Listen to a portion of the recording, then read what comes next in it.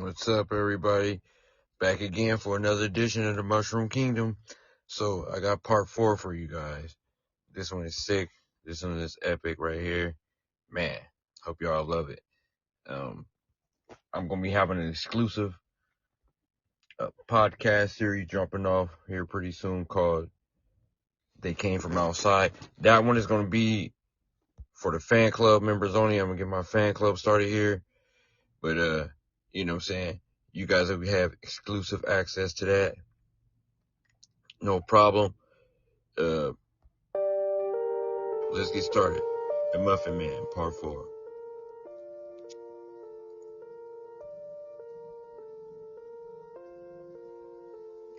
Chapter X, 5 years in the dark. A madman's game. McNabb never stopped searching. For 5 years he chased a ghost. No new murders, no fresh muffins, nothing but whispers in the dark. The world moved on. But McNabb? He never did. The files that never closed, the precinct called it case closed. The department shifted focus, put their resources elsewhere, but McNabb kept the files. Every crime scene, every news clipping, every face of the dead. His apartment became a shrine to the hunt. Walls covered in maps, strings connecting points of nothing, photos of a man who didn't exist. The last known image of the Muffin Man had been in that damn basement, bleeding out, smiling. Then he was gone. And McNabb?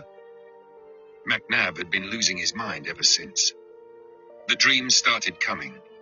At first it was just the kids, the ones who still saw him in their sleep. Then it was McNabb. The dreams started creeping in. The smell of muffins, warm and thick, suffocating his senses, the flickering lights of an old bakery, the footsteps behind him, and then the voice. Still too slow, Johnny. McNabb would wake up drenched in sweat, heart hammering, hand reaching for a gun that was never there. Because even though the Muffin Man was gone, he wasn't. Not really. The missing pieces. McNabb still believed there was a pattern. Something he hadn't seen, some thread left untied. He checked every bakery, every flour supplier, every goddamn corner of Los Angeles that had ever been touched by him. And one day, he found something, a record, buried deep, overlooked, forgotten.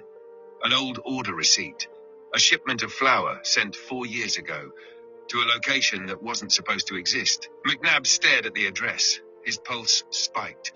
It was nowhere. A place that wasn't a business, wasn't a home, just an empty lot on the city outskirts. His fingers curled around the paper. Maybe it was nothing. Or maybe, just maybe, he was about to find the first real clue in 5 years. And if he did? If the Muffin Man was still out there? Chapters, 5 years in the dark. A madman's game. McNabb never stopped searching. For 5 years he chased a ghost. No new murders, no fresh muffins, nothing but whispers in the dark. The world moved on. But McNabb, he never did.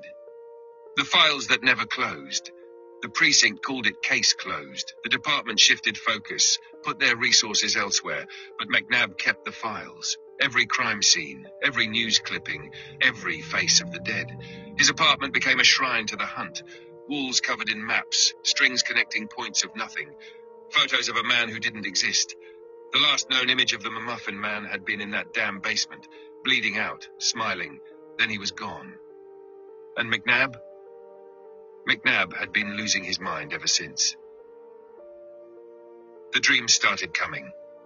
At first, it was just the kids, the ones who still saw him in their sleep. Then it was McNabb. The dreams started creeping in. The smell of muffins, warm and thick, suffocating his senses. The flickering lights of an old bakery, the sound of footsteps behind him. And then the voice. Still too slow, Johnny. McNabb would wake up drenched in sweat, heart hammering, hand reaching for a gun that was never there, because even though the Muffin Man was gone, he wasn't. Not really. The missing pieces. McNabb still believed there was a pattern, something he hadn't seen, some thread left untied. He checked every bakery, every flour supplier, every goddamn corner of Los Angeles that had ever been touched by him. And one day, he found... Chapter X, a mind unraveling. McNabb wasn't a cop anymore, not really. He still wore the badge, still showed up at crime scenes, but his mind wasn't here. It was still down in that basement, still staring into the eyes of a man who should have bled out but didn't. He was chasing nothing, and nothing was winning. The walls closed in. His apartment was a war zone. Stacks of case files littered the floor. Crime scene photos covered the walls. Strings connected phantoms. A muffin sat on the counter. Stale, always there. Every morning, he threw it out. Every morning, it came back. The sleepless nights. McNabb didn't dream anymore. He hallucinated. The smell of muffins choked him in his sleep. The flickering lights in his bathroom reminded him of the bakery. And at night, every night, he saw a shadow in the corner of his room. Never moving, never speaking, just watching. And every time he reached for his gun, it was gone. No one believed him. Sandoval told him to let it go. It's been 5 years, man. You got to move on. But how do you move on from a ghost that won't let you go? How do you move on when every missing kid, every shadow in an alley, every goddamn whisper makes your turn because you know, he's coming back. And this time, McNabb wouldn't stop him, because this time, he was too far gone. Would you like to continue with McNabb finally breaking, or cut to the Muffin Man's long-awaited return?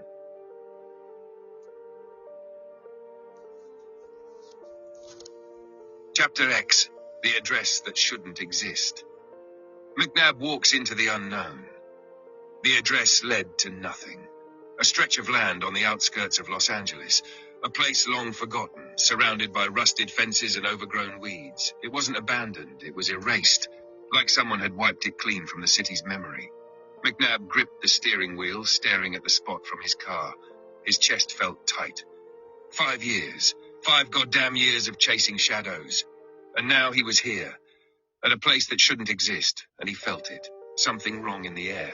Something waiting, watching, smiling. The first steps. McNabb got out, boots crunching against dry gravel. The lot stretched out before him, empty, silent, still. Except it wasn't. Not really, because at the very center of it, a single structure, a door. Just a door, standing alone. No building attached, no walls, just a wooden doorframe, its paint peeling, warped by time. McNabb's pulse hammered. This wasn't real, it couldn't be real. But it was. And the moment he took a step closer, the door creaked open. Inside the mind of a monster. McNabb should have turned back, should have walked away, but he didn't, because the second the door opened, he smelled it.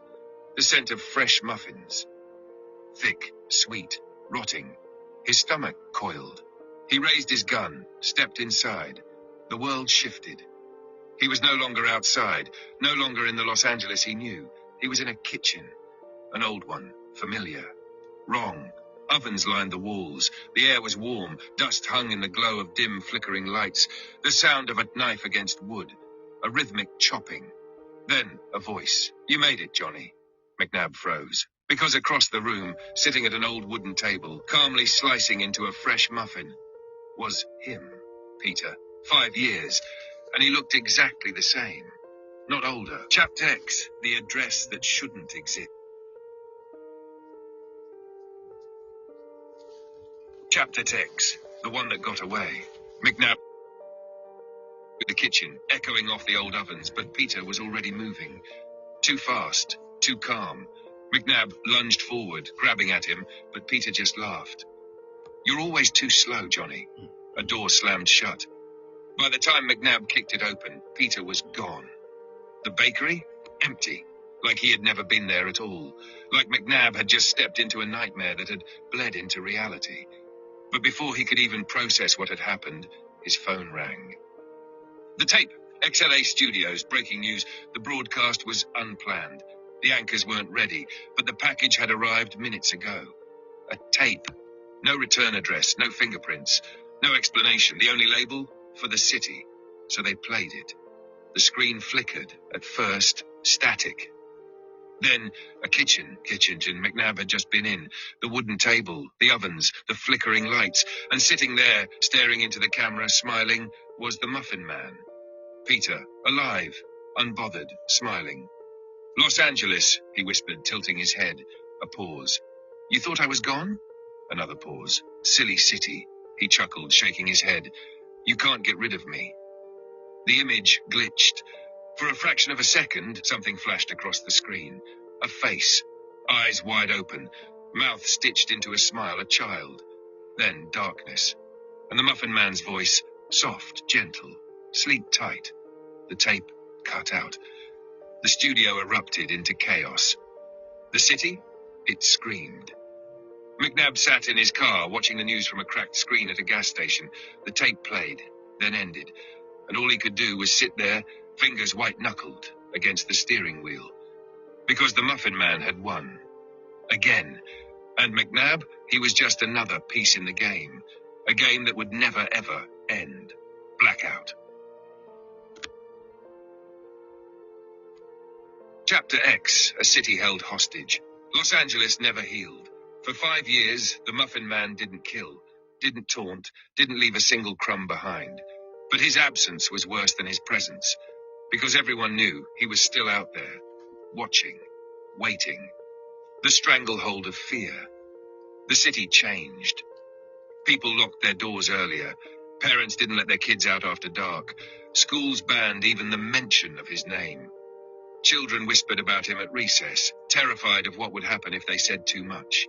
Because sometimes kids still disappeared. No bodies, no muffins, no evidence, just gone. And everyone wondered, had the Muffin Man taken them?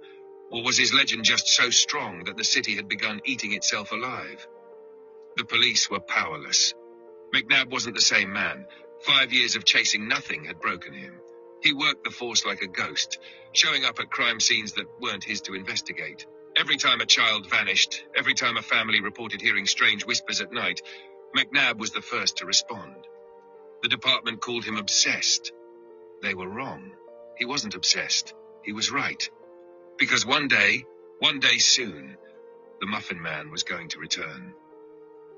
And when he did, Los Angeles would never be ready. Would you like to continue 5 years later when the Muffin Man finally struck? Chapter X, a mind unraveling. McNabb wasn't a cop anymore. Not really. He still wore the badge, still showed up at crime scenes, but his mind wasn't here. It was still down in that basement, still staring into the eyes of a man who should have bled out but didn't. He was chasing nothing, and nothing was winning. The walls closed in. His apartment was a war zone. Stacks of case files littered the floor. Crime scene photos covered the walls. Strings connected phantoms. A muffin sat on the counter, stale, uneaten. Every morning, he threw it out. Every morning, it came back. The sleepless nights. McNabb didn't dream anymore. He hallucinated. The smell of muffins choked him in his sleep. The flickering lights in his bathroom reminded him of the bakery. And at night, every night, he saw a shadow in the corner of his room. Never moving, never speaking, just watching. And every time he reached for his gun, it was gone. No one believed him. Sandoval told him to let it go. It's been 5 years, man. You gotta move on. But how do you move on? It's fucking up, man. Fuck. Chapter X, the final recipe. Claire had always known. Somewhere deep down, in the part of her mind she refused to acknowledge, she had felt it. The way Peter would stare at her a little too long. The way he never seemed quite real. The way he smelled like flour, even when he hadn't been baking. But by the time she truly understood, it was too late. The kitchen of hell. Claire woke up in darkness. Her head was pounding. Her arms ached. She couldn't move. Heat pressed in from every direction, the air thick and suffocating. Then, a light flickered on, and she saw where she was. A massive industrial oven. The walls glowed orange. The metal burned hot against her skin. She screamed. From the outside, behind the glass window, Peter smiled. "Good morning, sweetheart," Claire thrashed. The restraints held tight. The temperature rose. She was baking. Alive. The video that broke the city. KXLA received the package at noon, another tape. The anchors hesitated. The last time they played one of his messages, the city descended into chaos. But people were watching, waiting, and so they pressed play. The screen flickered, at first just static. Then the kitchen. A muffin, huge, unnatural, wrong. And then the camera zoomed in, something inside the muffin, something baked into it. And so a hand, a face, mouth frozen in a silent scream. Claire, cooked, transformed, turned into his masterpiece. Peter stepped into frame, smiling. Los Angeles, I hope you're hungry. McNabb sat in his apartment, watching the broadcast. The tape played, the giant muffin. Claire's face frozen in agony, Peter's grin. McNabb didn't scream, didn't move. He just sat there. And finally, after 5 years of waiting, after losing his mind trying to chase a ghost, he laughed. Because he knew. The game had just begun again. And this time, no one was getting out alive.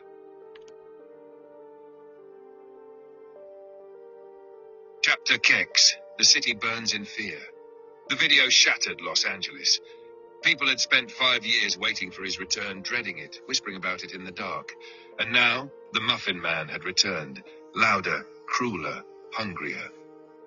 The streets were emptier than ever. Businesses shut down overnight. Parents pulled their children from schools, refusing to let them out of their sight. Everywhere, news anchors sobbed on air, unable to comprehend what they had just witnessed. The mayor declared a state of emergency. Talk show hosts refused to even say his name. And the phrase that dominated the headlines? Not even death stopped him. The police were powerless. Every officer in the city was mobilized, task forces reassembled, detectives ripped open old files that had been collecting dust for 5 years. But none of it mattered. Because the Muffin Man had made one thing clear. They would never find him. Not until he wanted to be found. The people turned on each other. Los Angeles became a city of paranoia. Neighbors accused each other. Families turned on one another, terrified that he could be anyone. People boarded up their homes, stopped answering their doors. The police tip lines exploded. I saw a man buying too much flour. My husband has been acting strange. My neighbor smells like muffins. And yet through it all, through the panic, the terror, the suffocating fear, there was nothing. No sign of him, no clues, just the faint, lingering smell of something sweet in the air. McNabb stares into the abyss. He sat in his car, watching the city crumble. Everything he had feared was happening, everything he had tried to prevent. And yet, something inside him thrived on it. The fear, the madness. Because for the first time in 5 years, McNabb felt alive again. Because the game was back on. And this time, there would be no rules. Would you like to Chapter X, The Quiet Dread. Los Angeles wasn't alive anymore. It wasn't a city, it was a graveyard. A place where people whispered instead of spoke, where every shadow stretched too long, and every streetlight flickered like it was hiding something. Because it was. Somewhere in the darkness, he was out there, watching, waiting. The city that forgot how to breathe. No one went out at night. Restaurants shut down before sundown. Bars sat empty. Even the gangs and criminals, the ones who had once ruled the streets, had disappeared. Because they all knew the truth. The only real monster in Los Angeles had returned, and no one wanted to be his next recipe. The schools were silent. Children didn't laugh anymore. They didn't run, didn't play, didn't whisper about ghosts or monsters, because they knew this wasn't a fairy tale. This was real. They never spoke his name. Even if they stayed inside, locked their doors, tried to be good, he could still come for them. The smell that wouldn't go away. No one knew if it was real or imagined. But some nights, drifting through the streets, slipping under doors, curling into bedrooms, came the scent of warm muffins. Thick, sweet, rotting. People held their breath. Because if you smelled it too strongly, it meant you were already chosen. McNabb could feel it coming. Sitting alone in his apartment, he watched the city fall deeper into itself. The way fear ate at people. The way their eyes darted over their shoulders, their voices hushed to whispers. The way they were already mourning themselves. Because they knew the Muffin Man wouldn't make them wait forever. And when he finally struck again, it would be worse than ever before. McNabb knew it. He felt it. Because he could still hear his voice. Still see his smile. still smell the scent of muffins in his own goddamn kitchen, even though he lived alone. Chapter 6, The Tune of Terror. It started with a package. Every major news station in Los Angeles received one. No return address, no markings, just a single word scrawled across the front in deep red ink. Play. The producers hesitated. The last time the Muffin Man sent a tape, it broke the city. But curiosity was a disease, and so they pressed play. The broadcast that froze Los Angeles. The screen flickered. Static. Then a kitchen, a dim, flickering bulb swung overhead, casting long, sickly shadows. And sitting at the center of it, in a chair too neatly placed, was the Muffin Man. Peter, smiling, calm, waiting. He said nothing. Instead, he reached to the side and lifted an old cassette player. He pressed play, and then it began. A tune, faint at first, childlike, the nursery rhyme every kid once knew. Do you know the Muffin Man? But it was wrong. The notes were warped, off-key, stretched into something sick. The speed slowed, then twisted, then picked up again, like the song itself was alive and rotting. The sound curled under skin, the melody embedded itself into memory. It was a warning, and then as the song reached its end, Peter spoke. Whenever you hear my tune, a pause, a smile. Dread. The fear is coming. The screen cut to black. And the city never slept again. Would you like to follow McNabb's reaction to the tape, or show the first person to hear the Muffin Man's tune in the real world? Chapter X, The Dead Man's Tune. The city called it a curse, a melody that crawled under the skin, lodged itself in the mind and refused to leave. It played in nightmares. It hummed through empty streets, and when you heard it, it meant he was near. The first to hear it. It was a janitor at KXLA Studios, cleaning up after hours, alone in the dimly lit hallway, pushing his mop across the cold tile floor. The news had already aired the tape. The city was already drowning in fear. And yet, as he worked, he heard it. Soft at first, a faint, eerie whistle. Do you know the Muffin Man? His breath caught. The melody drifted from somewhere down the hall, slow, distorted. His hands tightened on the mop. Do you know the Muffin Man? His heartbeat pounded. The sound grew closer. The air thickened. He turned the corner, and the hallway was empty. The tune had stopped, but something was waiting for him. Sitting in the middle of the hallway, freshly baked, still steaming a muffin. His body went cold. And when he turned, the lights went out. The panic spreads. By morning, the janitor was missing, and across the city, people started hearing it. The tune whistled by unseen lips, hummed by voices that weren't there, a melody drifting through silent streets, a radio glitching just long enough to play the first few notes. Do you know the Muffin Man? Parents covered their children's ears. People stayed inside, because everyone knew, when you hear the dead man's tune, the fear is coming. Would you like McNabb to chase down reports of the tune, or follow? Chapter X, The First to Fall. The Dead Man's Tune claims its first victim. It started on a quiet street, an old record shop, tucked between boarded-up businesses still clinging to life. Inside, Leonard Graves, a man who had worked there for 20 years, was closing up for the night. He locked the register, turned off the lights, routine, until he heard it. A whistle. Soft, slow, wrong. Do you know the Muffin Man? Leonard froze. The sound drifted from outside the shop, weaving through the cracks in the door. He swallowed hard, shook his head. It's just in my head. But then the radio turned on. By itself, the speakers crackled, warped, and then it played. The Dead Man's Tune, off-key, broken, as if the song itself was rotting. The floor creaked behind him. Leonard turned, saw nothing, but the air changed, thickened. The shop felt smaller. The record player slowed. The song dragged. Do you know the Muffin Man? A shadow stretched beneath the door. Leonard's breath hitched. His body screamed at him to run, but his feet wouldn't move. The whistle came again, closer, right outside, a soft knock at the door. Leonard's knees buckled. The song ended. The silence was worse. Then the door creaked open. A single muffin sat on the floor, and a voice, low, smiling. "Good night, Leonard." The lights flickered, and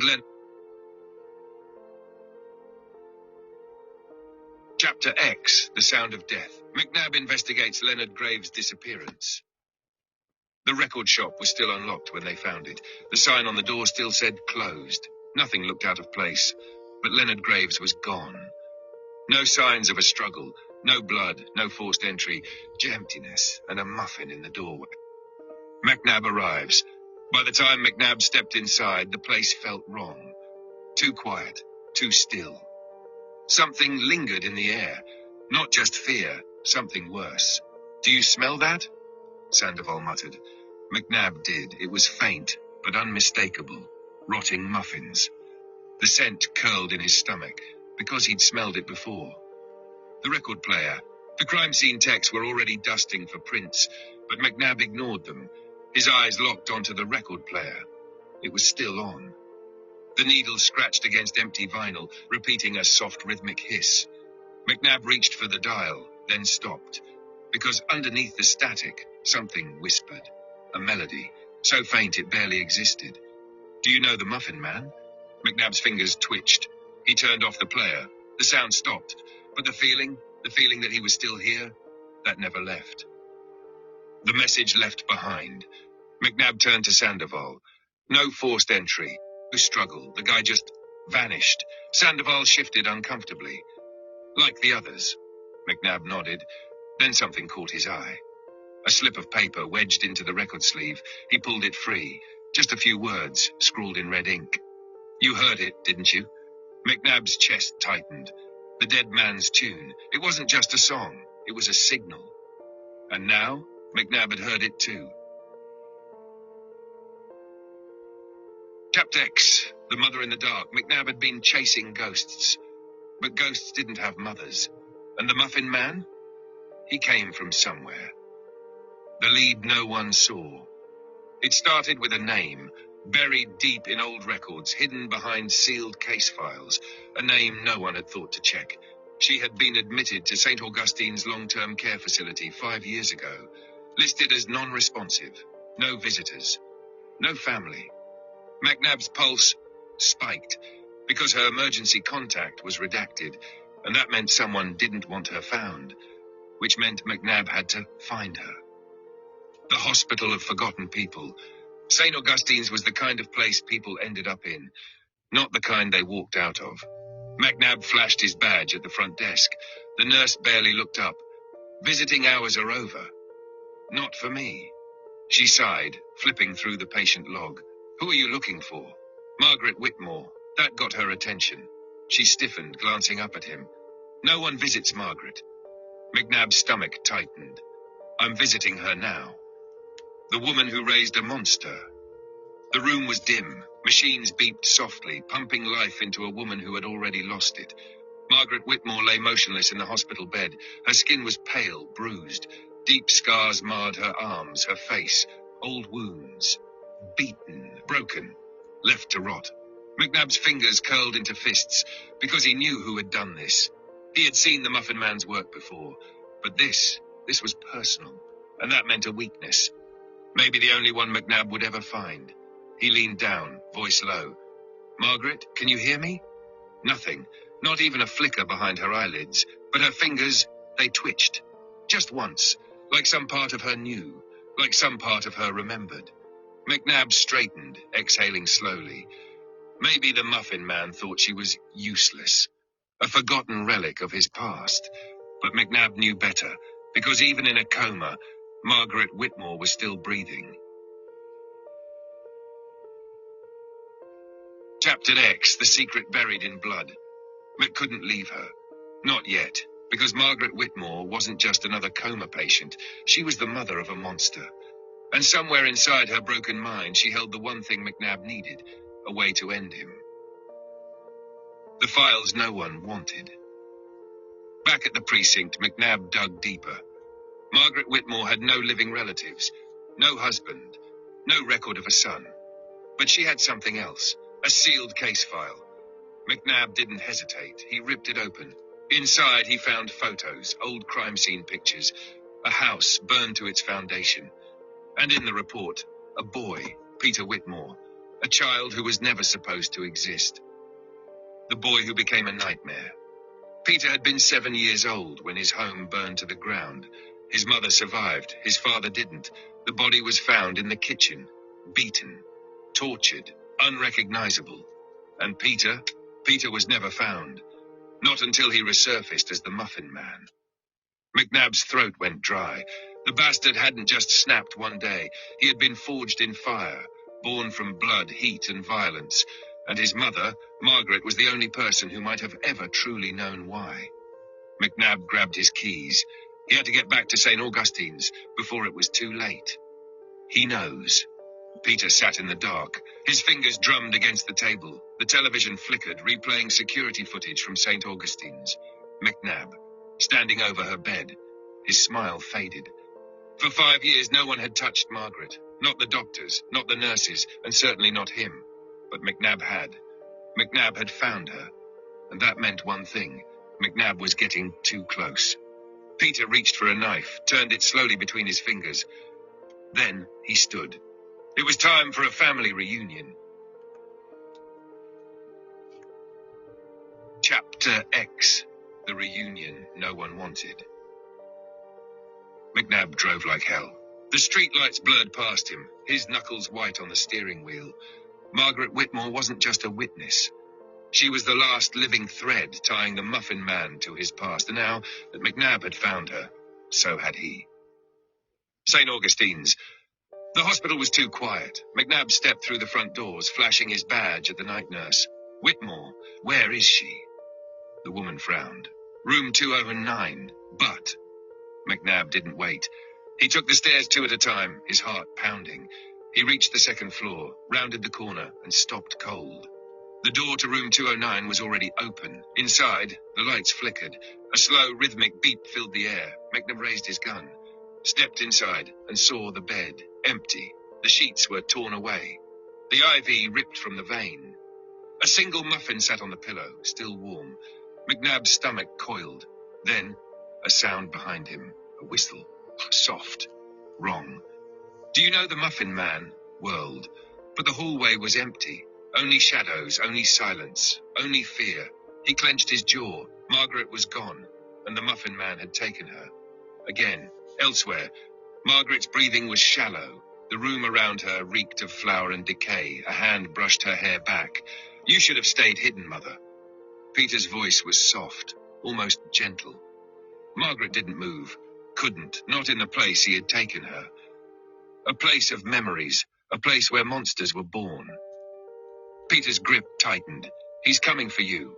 A pause, and I want him to, because this wasn't about her. This was about McNab, and the Muffin Man was finally ready to finish the game. Would you like McNab to find a lead on where Margaret was taken? Chapter Text, the bait. McNab didn't sleep, didn't go back to the precinct, didn't stop moving. Because he knew the Muffin Man had Margaret, and that meant she wasn't just another victim. She was bait. The first clue. Back at St. Augustine's, the forensics team found something. The surveillance footage was erased. The security guards saw nothing. But on the window, just above Margaret's bed, a single flower handprint, smudged, almost careless. McNab stared at it. It was his way of laughing, his way of saying, I was here, Johnny, and you were too slow. Again, the call that shouldn't have happened. McNab sat in his car, staring at the muffin from Margaret's bed. It sat on the passenger seat, mocking him. Then his phone rang. No caller ID. His stomach turned. He answered, Detective. Peter's voice slid through the line like a knife. Calm. Controlled. McNab gritted his teeth. Where is she? Chuckle. Oh, she's here, with me. McNab's fingers tightened around the steering wheel. You can have her back, Johnny. A pause. If you're fast enough this time. Then static, then music. A warped, broken version of the dead man's tune. Slowing, distorting, then silence. McNab's breath was ragged, because he knew exactly what this was. A countdown. Margaret was alive, for now, but the clock had already started. Chapter X, the countdown begins. McNab's hands were steady, his heart wasn't. Margaret Whitmore was still breathing, but for how long? Because when the Muffin Man gave a countdown, it always ended in blood. Tracking didn't waste time. He slammed his car into gear and sped back to the precinct. I need a trace. The techs worked fast, combing through cell towers, burner routes, signal distortions. Most of the call was rerouted, scrambled, but not all of it. One tower pinged, a location just outside the city. McNab's chest tightened, because he knew that area. Old warehouses, forgotten industrial zones, the kind of place where no one screamed, where no one was found. A perfect place to finish a game. I've got him. McNab grabbed his gun and left. No backup, no waiting, because if the Muffin Man wanted him to play, then McNab was bringing the final move. Elsewhere, Peter watched Margaret. Her breathing was slow, weak, her eyelids fluttered. Maybe she was dreaming. Maybe she could still hear him. It's almost over, Mother. A pause. Johnny's on his way. Peter's fingers drummed against the table. His knife rested beside a muffin tin. This wasn't about winning. It never was. This was about breaking McNab. Because after tonight, there wouldn't be a detective left to chase him. Only a ghost, a ruined man. Peter smiled. Time to preheat the oven. Would you like McNab to arrive at the warehouse, guns blazing, or for the Muffin Man? Chapter X, the Devil's Playground. McNab drove like a man who had nothing left to lose. Because maybe he didn't. 5 years of hunting a ghost. 5 years of hearing the tune in his head. And now it all ended here. At an abandoned warehouse on the edge of the city. The place where no one screamed, where no one was found. Where McNab either won or disappeared. The arrival. The warehouse was silent. Not the kind of empty quiet that felt abandoned. The kind that felt like it was waiting. McNab stepped out of his car, gun drawn. The wind howled through the broken windows. The scent of rotting muffins clung to the air. He moved forward, every step a warning, a reminder that this could be a trap. But McNab didn't care, because if Margaret was still breathing, he was getting her out. And if the Muffin Man was inside, McNab was putting him down. For good. Inside the nightmare. The moment McNab stepped inside, the lights flickered on. Not all of them, just enough to illuminate the center of the warehouse. A table.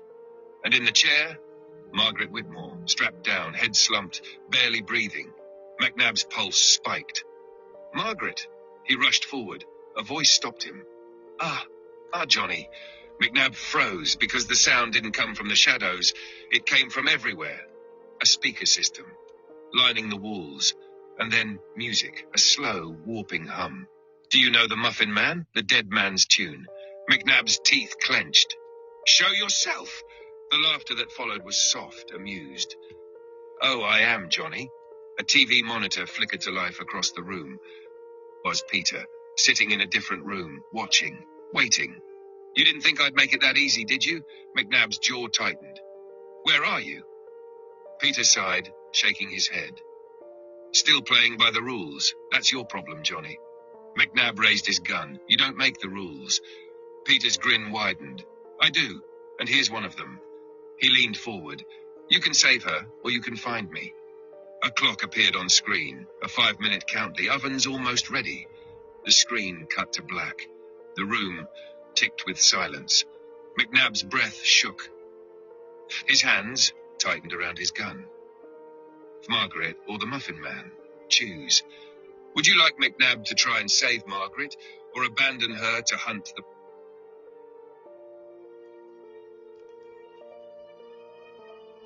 Chapter X, the face of fear. Peter had always been good with his hands. Baking, carving, creating, and tonight he was making something new.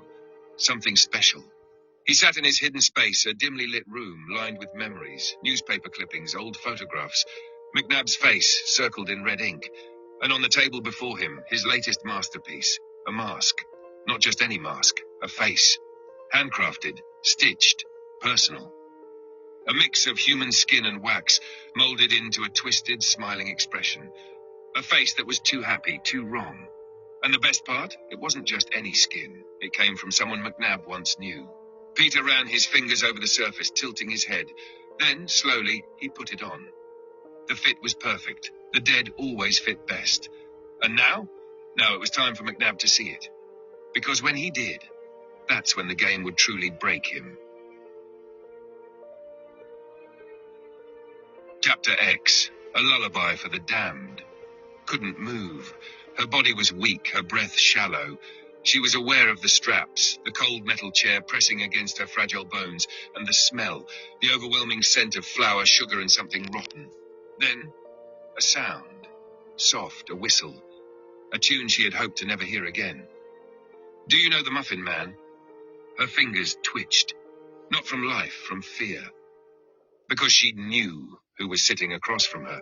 She felt his presence even before she opened her eyes. I used to hate this song. The voice was smooth, calm, familiar. Margaret's lips trembled. She forced her eyes open, and there he was, Peter, her son. Or at least what was left of him.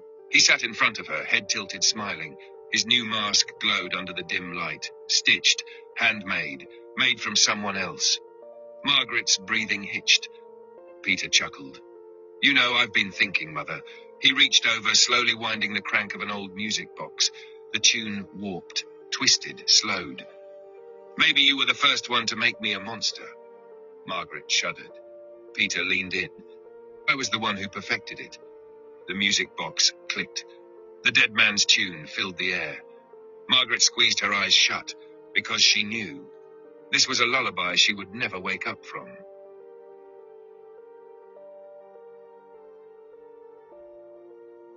Chapter X, gone without a sound. McNab kicked in the door, gun raised, heart, but the moment he stepped inside, he knew. Margaret Whitmore was gone. The room was silent. The chair where she had been tied down, empty. The straps hung loosely, as if she had never been there at all. But McNab knew better, because the air still smelled of muffins, and on the table, a single music box. Still open, still playing. The dead man's tune. McNab gritted his teeth. Then he saw it, a message, scrawled across the wall in Margaret's blood. 3 simple words. Too slow, Johnny. McNab's hands shook, his pulse, because he knew exactly what this meant. The Muffin Man hadn't just taken Margaret, he had erased her. And McNab, he was running out of time. Would you look? Chapter X, the next message. It arrived at KXLA Studios before sunrise. A box, no return address, no fingerprints, only McNab's name written in red ink. The station hesitated, the last tape broke the city. But they played it anyway. The broadcast that shook Los Angeles. The screen flickered, static, then a kitchen, dim, flickering lights, and in the center a chair. A woman sat in it, or what was left of her. Her body was shrunken, drained. Her face stitched into a permanent smile. Her eyes were gone. In their place, 2 small blueberries. McNab's stomach turned. Then, movement. A figure stepped into the frame. The Muffin Man, wearing his mask, wearing someone else's face. He held up a knife, twirled it in his fingers. Then softly, he hummed. Do you know the Muffin Man? The dead man's tune slithered through the speakers. He leaned close to the camera, smiled beneath the mask. I baked her just for you, Johnny. A pause. See you soon. The screen cut to black. And the city? The city screamed. Would you like McNab to track the origins of the video, or for the Muffin Man to choose his next victim?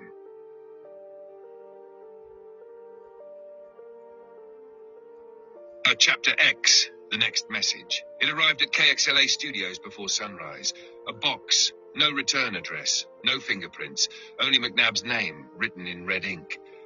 The station hesitated. The last tape broke the city, but they played it anyway. The broadcast that shook Los Angeles. The screen flickered, static, then a kitchen, dim, flickering lights, and in the center a chair. A woman sat in it, or what was left of her. Her body was shrunken, drained, her face stitched into a permanent smile. Her eyes were gone.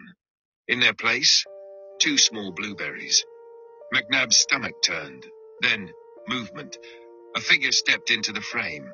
The Muffin Man, wearing his mask, wearing someone else's face. He held up a knife, twirled it in his fingers, then softly he hummed, "Do you know the Muffin Man?"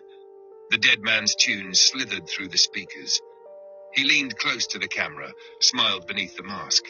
"I baked her just for you, Johnny." A pause. "See you soon." The screen cut to black, and the city screamed.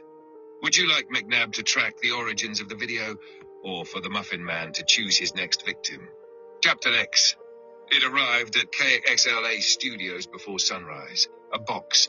No return address, no fingerprints, only McNabb's name written in red ink. The station hesitated.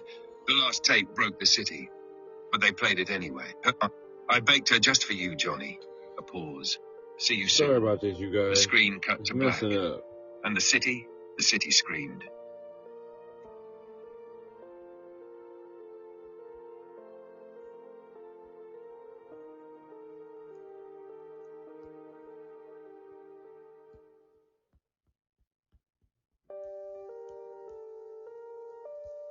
I'm sorry, you guys. I'm trying to get this input right after I done made all this.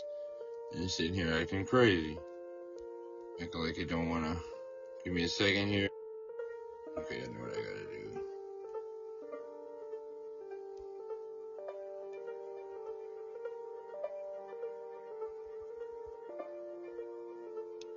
Give me 2 minutes here, you guys. I hope you guys are enjoying the story. Good thing this is live. So y'all can understand. You know, it is a good story that I created. So just bear with me here. I'm just trying to make sure this thing reads. It's like it doesn't want to when I. Okay. Okay.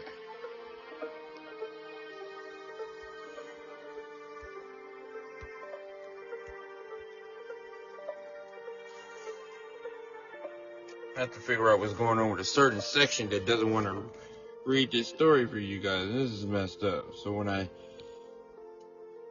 do the tape, I will edit this part. And way better than this Muffin Man one. You guys are going to be excited for that one. That one's going to be a mix of a horror suspense. I'm going to see if I can put like some type